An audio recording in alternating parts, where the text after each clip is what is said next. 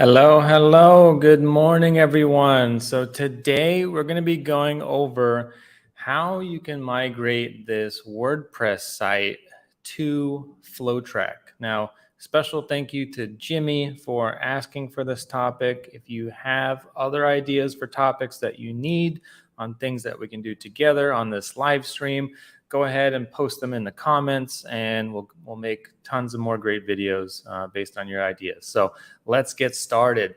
So this is the site that Jimmy wants to get migrated into FlowTrack. Now let's break this down and kind of walk you through the thought process that I would go through on how to design this page.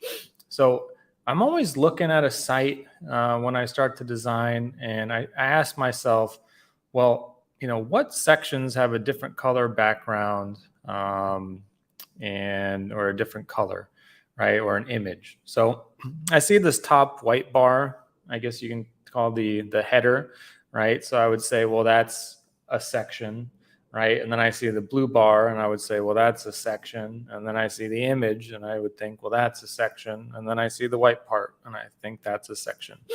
So that's kind of the thought process that I'm going to go through right now in Designer building this out, right? So I'm starting with a blank canvas and we're going to come in here. I'm just going to click on add a new section. And so I got this new section. Now this section comes with the padding on the top and the bottom, and I don't think I need that because this doesn't have that big bar on the top. So that is good for the first section. Now let's go ahead and add another section, right? I want this to be the blue bar.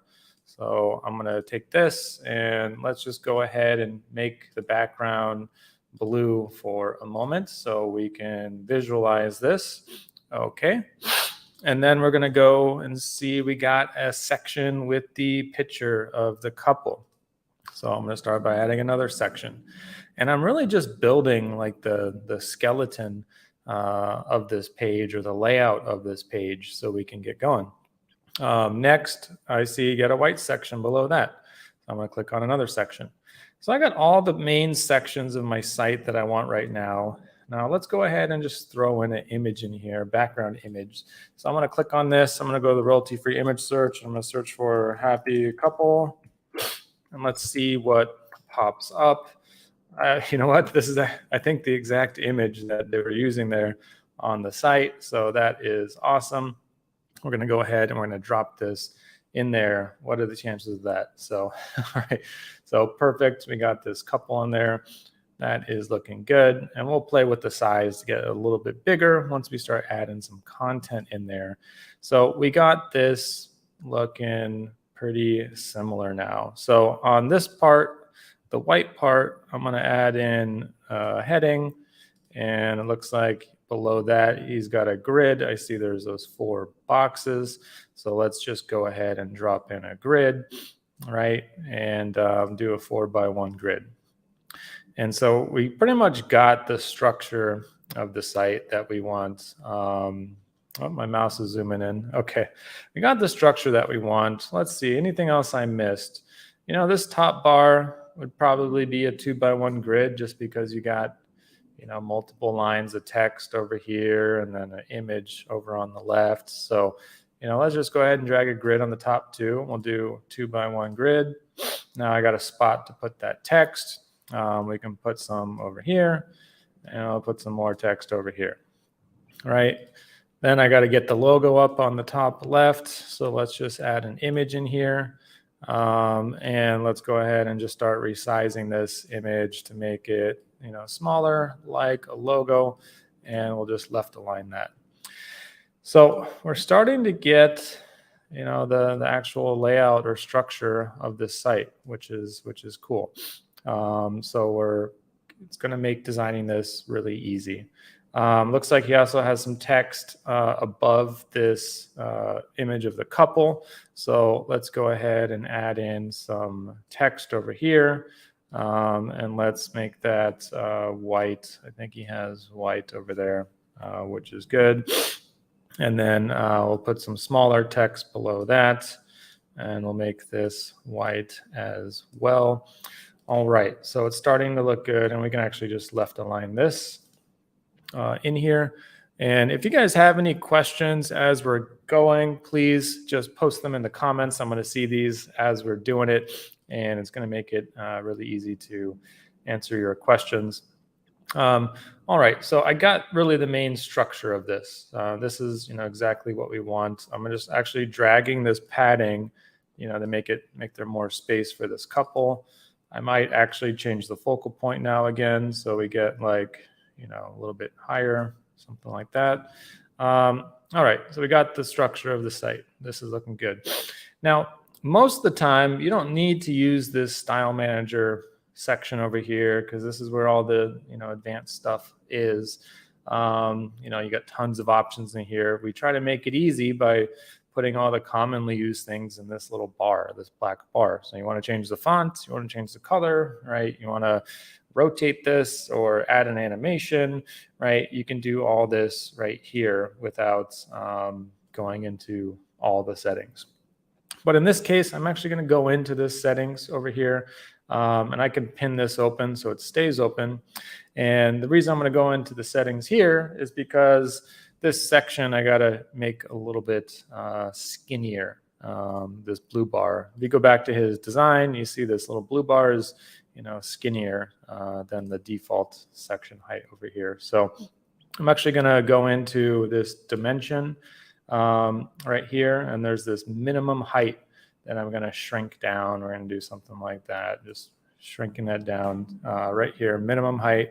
You can see that. So I'll zoom back out, and great. Now let's start adding a menu. So I'm going to put a menu in this blue bar, and now we got a menu, and we got to change the color of the text to white. Looks like he has. So we'll come in here under menu. I can do text. We'll make that white. That's looking good. And then let's see. It looks like he also has this. Let's see.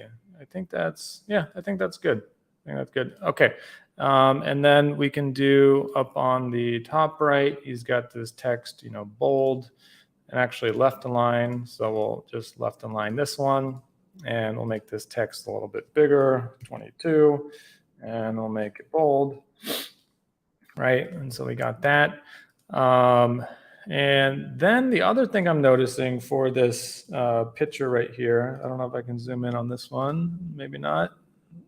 Okay, the other thing I'm noticing, and it's very subtle, but the text he has on this landing page, has a slight shadow or background, and that just makes the text easier to read. So we can do the same thing with this text here. I'm just going to go into the color settings, and we're just going to add a shadow, and we'll make this a dark shadow here. Now these little numbers at the bottom are going to control how wide or how spread your shadow is, and we're just going to turn this one on and say shadow. So you can see now I got a bigger shadow on there. But that one, this one is the blur. This one is how far down it is. So that's, I think, a little bit too far down. Change that to 5. That's looking better. Now the text popping a little bit easier to read. Now we can do the same thing on this text. Go ahead and add in a shadow. We'll make this black, and we'll do the same thing.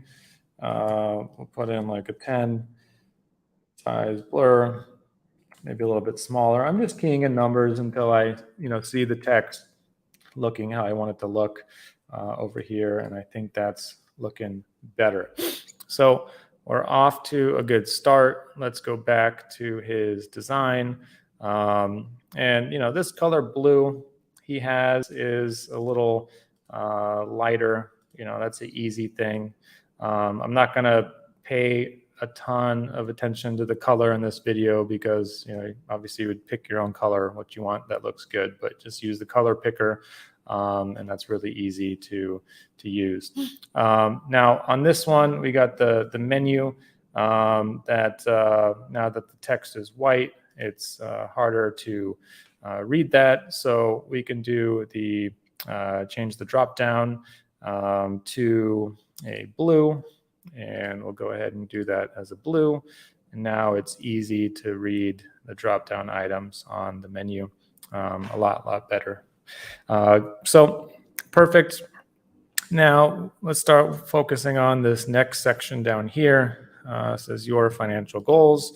That text is a little bit smaller, so let's try something like that. H3, perfect. And by the way, I don't think we ever did an announcement on this, but we actually put in, I think it's like 1,200 or 1,300 different fonts now in here. So you can, you'll see some of the most common ones here, but if you start typing in this list, right, you're going to get a much bigger list of every little font. And you just see I typed in A and there's like tons and tons and tons of fonts. So make sure you check that out. A lot more font options in the designer. But let's go back to his design and we'll take a look at this. So this is our grid. And let's start building this. The first thing I'm going to do is I'm just going to add a slight border to this grid to get it to match. So I can actually use the command key or shift. I think it's control on a Windows computer, but hold it down and I'm clicking all 4 of these boxes because I want to change all 4 of these boxes at the same time. I don't want to do it 4 times, right? So I can go into decorations and let's go ahead and add in a border. I'm going to type border of 2 and let's do solid, right? And let's just make that pixels. And let's go ahead and just change the border radius, right? So you can make this slightly rounded by just increasing this number. And that's kind of the effect he has here. So we can do that and we can change the border color of that right here. So get something like that going. Perfect. The next thing I noticed is he kind of has some more spacing between these things, right? So you got a little bit more of a gap with this grid. So that part's super easy too. We're just going to click on the grid and we're going to go into the size setting and we can add in a column gap. So we're just going to add in a gap to that. I think that looks pretty close. So we'll do that. Next thing I noticed is he has this icon and the text, on the same line. So there's a couple ways you can do that, right? We got this icon box element in here, which, pretty much does that for you. So you could drag something like this. But this one comes with a button too. Probably don't need the button. I can delete that and then just start typing like heading 1. Right, and we can use that. That would be the absolute easiest way to do it. So we got a different image on there, or different icon, I should say. So I can double click on that. Pick one of these icons. Looks like it's also black. So I'll come to the icon and I'll just change the color, make it black, or not super black, less black. Okay, cool.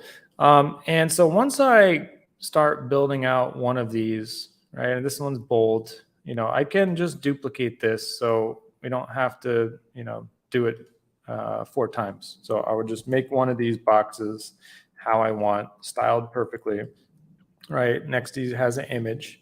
So we'll go ahead and add in a little image. And this one, I think, was like walking on the beach. So I'll just come in here and we'll do like beach, walking, type in some keywords, and perfect. We got some people walking on the beach. We'll drop them in here. And all right, next we got some text. So I'll drag in some text below this, and I'll just put in a bunch of our text right there. So you can see the idea. It's starting to look good. And let's see, I put in more text. I want to put in some realistic looking text. So let's see. Hello. See if we can just keep typing this in here. So it looks, it's doing a new line. So let's do hello. Well, I mean, you obviously put some real text in there, but all right. So we got this and it's starting to look better. right? I might actually make this have a tiny bit of gap below or gap above the image so it's not touching. So something like that. That looks good. And then I might actually come in and just increase the padding. So you got some space in there. You're like, okay, that's looking pretty darn close. I think he also has some more padding above the image or below this text. So I could change this icon box wrapper and we'll change the gap below, push it down a tiny bit. So that's looking really good. So now what I would do, since the styling's perfect, right? I don't want to do this 4 times. I want to save some work. You can actually just click on this column in the grid and we're going to click clone a bunch of times. And then you're like, oh, now I got too many columns. What am I going to do? Well, just go ahead and delete the other one. So I clicked on it with my mouse. I clicked delete, right? And now we got those 4 columns in here. So I'm going to zoom back out of this image of his site. That's looking pretty darn close, right? Now you would want to just come in and start putting in the text and the images in here to customize it. So that's how easy it is to move your website from, let's say, WordPress to FlowTrack. Obviously you would come in here and add in all your own images and make it just as beautiful as it was before. So now I'm going to be looking at the comments. So the person with the name School, I don't understand your question. If you can rephrase that, does your price a dailier? If you can phrase that another way, I'd love to answer your question. And then Taylor's asking a question, can we add our own fonts? So we don't have the ability to upload your own font yet. We're going to get there. That's something that's on our roadmap. So if you want that, please go in there and upvote the things on the roadmap. That's going to help us determine what items we should work on first. And that's just roadmap.flowtrack.co. So check that out. But we do have, I was saying, about 1,300 fonts now, and it's the top 1,300 fonts from Google Fonts. So should have most of the stuff you're looking for, but you may have custom font needs, and we'll get that upload font ability in there for you guys. All right, so someone's asking about the phone. So right now we're doing the web designer, but yeah, we'll answer a question about the phone. So we do have the click-to-call phone inside FlowTrack. You can also receive calls, make and receive phone calls. We don't have any sort of auto dialer in there. So if you're looking to auto dial calls, we don't have that. It's click to call. So you can quickly call your contacts effortlessly, or they can call you, right? You can get inbound phone calls or hook those up to call flows too, your phone numbers. So I think we knocked out this site pretty quick. If you guys have any more questions, let me know. Someone's asking, how much is it to add the phone? So we have some of the some amazing rates on the phone. It's 70 cents per month per phone number, and that's for the US and Canada. That's the prices for US and Canada. Other countries have different rates. You'd have to log in and check that out and pick a number and see what the rate is. And then the calling on the phone for US and Canada, most places is 0.009. So that's less than a penny per minute. So definitely check that out. And if you guys don't have any other questions, that's all for today. I appreciate you joining me today, where we built this WordPress website in FlowTrack, right? And so now it would be time for the designer to come in here and add in their own images and logos and text and get this looking good. Looks like we got another question. Someone's asking, do you have SMS? Absolutely, we have SMS. It's a one-stop shop in FlowTrack, right? So you got SMS. You can send SMS and automation flows. You can send SMS in the chat. You can send SMS when you have a contact open, right? You just click a button and you can shoot off an SMS. We also handle your 10 DLC registration in FlowTrack, so you can activate your phone number for SMS, pretty easy. That's one of the things that the carriers are requiring these days is before you send SMS, they got to ask you a bunch of questions and make sure you're not spamming people, and then they'll approve your SMS sending. Taylor is asking another question, does it have a blog feature? So we don't have blogging yet. That is something that we are working on. And it's actually part of a bigger feature that we're not sharing yet, right? So don't want to spoil any surprises, but we are going to have blogging in the future.